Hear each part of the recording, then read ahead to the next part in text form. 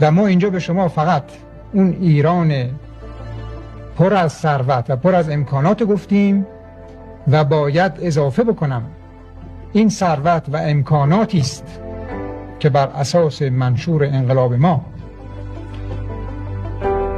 به دست افراد نخواهد بود. این ثروت‌های ملی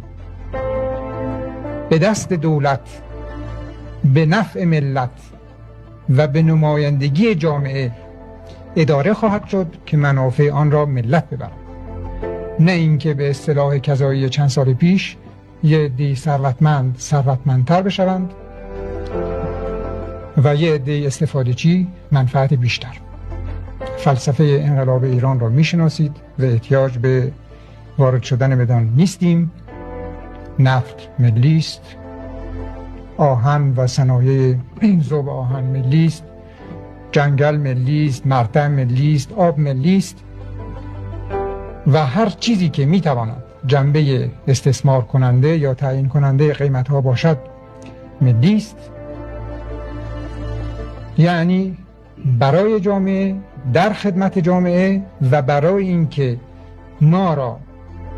قادر بکند که برسیم نه فقط به مرز، که امیدوارم تا 12 سال دیگه به مرز تمدن بزرگ برسیم،